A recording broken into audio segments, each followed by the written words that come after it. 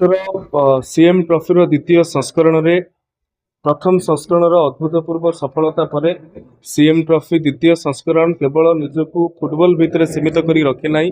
ଏଥର ଫୁଟବଲ ସହିତ ଖୋଖୋ, କବାଡି ଏବଂ ଭଲିବଲକୁ ସ୍ଥାନିତ କରାଯାଇଛି।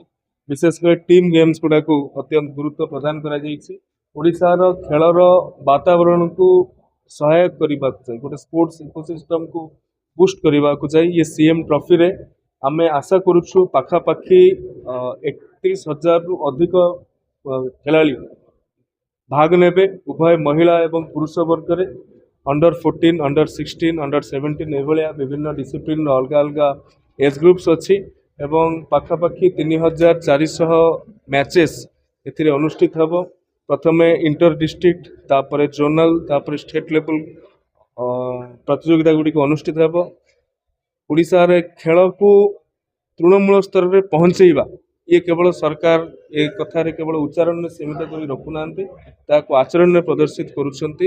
ଗତ ସିଏମ୍ ଟ୍ରଫି ପ୍ରଥମ ସଂସ୍କରଣ କେବଳ ପୁରୁଷ ବର୍ଗରେ କରାଯାଇଥିଲା ଫୁଟବଲରେ, ଏଥର ଉଭୟ ପୁରୁଷ ଏବଂ ମହିଳା ବର୍ଗରେ କରାଯାଉଛି।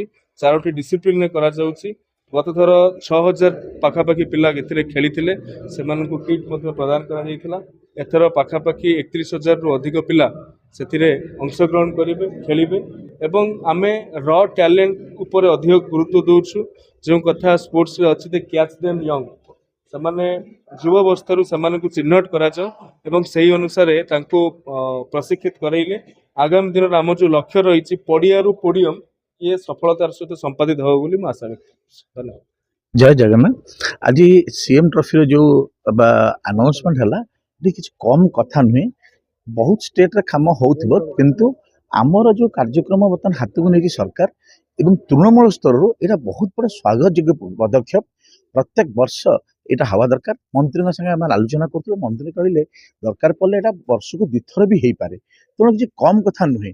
तेणु सीएम ट्रॉफी हम एवं आम क्राइटेरिया भितर एज क्राइटेरिया भितर सब जूनियर पिला आम फोकस करुचे से पिला माने आम अति कम रे 5 वर्ष 7 वर्ष खेलिए, तेणु यहाँ बहुत बड़ा सुजोग माने सरकार को कौ भाषा धन्यवाद दिया ठिकाना नहीं तार। तेणु ये पदक्षेप हवा दरकार। यंग टैलेंट मान आगू आने दरकार। यही परिकल्पना सरकार कर अशेष धन्यवाद। जय जगन्नाथ। वंदे उत्कल जननी।